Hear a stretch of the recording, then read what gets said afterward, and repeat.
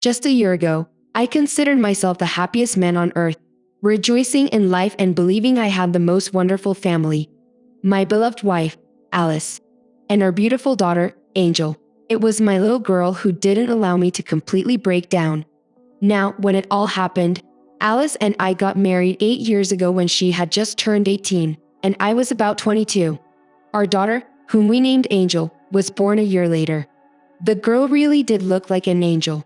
Big blue eyes, blonde hair, and a radiant smile. Even her calm, obedient personality added to the image. My wife and I lived wonderfully, rarely arguing.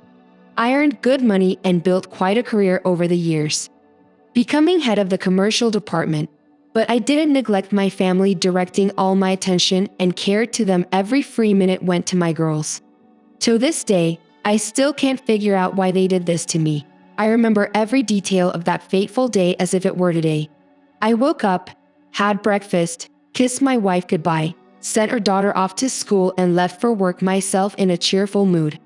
2 hours later, Alice called me and said she had taken a pregnancy test that morning, and it was positive. She had called in sick for the whole day, went to the gynecology clinic, and the result was confirmed. She was about 4 weeks pregnant. Alice wanted to run her errands and prepare something special for dinner before I got home so we could celebrate. I was thrilled with the news. At work, I told my colleagues and boss, who congratulated me on the new addition to the family and even let me leave early. I didn't call my wife to say I was coming home early and wanted to surprise her. I didn't even suspect the surprise that awaited me. I picked our daughter up from school and took her to my parents' house, sharing the joyful news. They understood Alice and I needed alone time. So my dad promised to take our daughter to school in the morning for the surprise. I bought a cake, a beautiful bouquet, and a gold necklace as a gift and hurried home. I opened the door quietly. My wife didn't notice my presence. She was sitting in front of the computer video, chatting loudly with her friend. I quietly stood in the doorway, intending to surprise her with my early arrival, but the conversation I overheard plunged me into profound shock. Her friend asked how far along Alice's pregnancy was, and then bluntly asked if I was definitely the father. Of course, Alice replied confidently. The last time I spent time with Charlie was 2 months ago. Joe and Nick and I always use protection.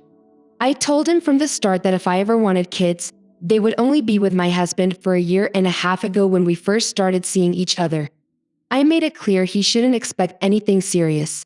What about that hung from the exhibit? Her friend asked. I almost blew your cover with your husband. Oh, please, my wife answered. Children don't come from unconventional sex. Both women laughed, as there was nothing remotely wrong about any of this. If someone had stabbed me in the chest with a red-hot sword in that moment, it probably wouldn't have hurt as badly as hearing all of this. As I stood there listening to their conversation, there was only one thing I wanted: to die. It felt like an invisible band was squeezing my temples and throat. There was a ringing in my ears, and everything around me became not just black and white, more like black and gray. I don't remember entering the room or Alice turning around in fright. One look at me and she knew I had heard everything. Her reaction was pathetically cliché, like a cheap soap opera. You misunderstood. It was just a joke, she said in a trembling voice, adding insult to injury and making me out to be a fool. She fell to her knees, started screaming, begging for forgiveness. For her daughter's sake, for the baby's sake, for her family. Alice wrapped her arms around my legs, kissed my knees with tears in her eyes. I looked at the spectacle in disgust. I wanted to grab her hair and smash her head into the floor, but I suppose my paternal instincts took over. I limited myself to slapping her across the face. After that, I took off my wedding ring and threw it in her face, too, without a word. I left the apartment and quickly drove to my parents' house, narrowly avoiding 2 car crashes. I stopped at the nearest supermarket, bought 3 bottles of the cheapest whiskey, and arrived at my parents' house. I went up to my old room, locked myself in, and drank. I showed that whiskey like water, didn't even get drunk off the first bottle. I called my boss and asked for a couple of days off, citing family problems. Something in my voice must have conveyed the gravity of the situation, because my boss didn't argue and immediately agreed to give me the time off. The next 3 days passed in a fog. I didn't let anyone in the room, only coming out to use the bathroom and get water from the kitchen, barely talking. Now I'm grateful to my parents and daughter for leaving me alone and giving me space. Those days, it was only on the fourth day that my mother knocked on the door and said my wife had come by with Angel. I stated our daughter would stay here and asked her to kick my wife out. My mom just shook her head and said we needed to work it out between ourselves since we were fighting. A few minutes later, Alice entered the room. Her face a mixture of guilt and sympathy, but I didn't believe a single emotion. This woman was a viper in my eyes. Now she asked, "How are you feeling? Can we talk? How did you even have the audacity to come here?" I said, "Do you hate me?" "I understand how you feel right now," she said. "I know how much this hurts, but please at least try to listen to me. Answer one question first." I interrupted. Was I ever a bad wife? A bad mother? A bad homemaker? I started ignoring her words completely. "I'm filing for divorce and getting custody of our daughter. I'll come by after work tomorrow to get our stuff." The emotions disappeared from her face, replaced by more genuine contempt and anger. "Don't count on it," she replied.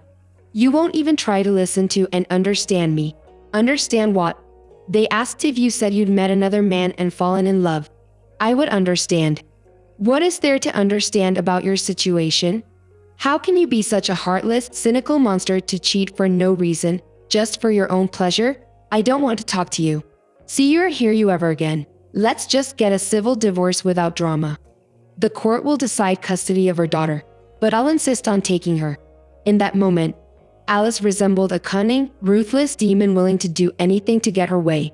My wife threatened not to grant the divorce because she was pregnant with my child. I doubted it even if she used protection with her lovers. There was no guarantee or certainty. The baby was mine, even if it was mine. I wanted nothing more to do with this woman. Sensing her claim had no effect, Alice moved to her most underhanded strategy. If I insisted on divorce, she vowed to reach out to all her lovers who had good connections. She promised to make my life a living hell, get me fired and strip me of rights to see Angel. She painted a bleak picture of my future in her hands, blackmailed and smeared as the jerk who dared abandon his pregnant wife. But it sounded more like a hollow threat than the truth.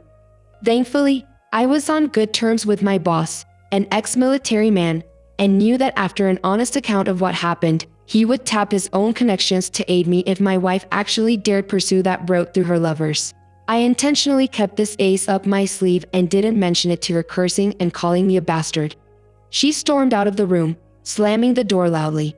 I heard her trying to take our daughter, but my parents refused and kicked her out of the house before she could start spreading rumors. I spoke to all my close friends and gave them the full honest story, securing their support. My boss and I also had a good talk about my impending divorce, and the kind man agreed to help if my wife actually risked going the backdoor route through her lovers. When they got wind of her pregnancy, they refused assistance because they assumed the child was mine and didn't want to get involved with a hysterical married woman. The divorce proceedings dragged on until the birth of the baby, a boy who, to my relief, DNA tests proved was not mine. When the truth came out, I felt vindicated, yet exhausted.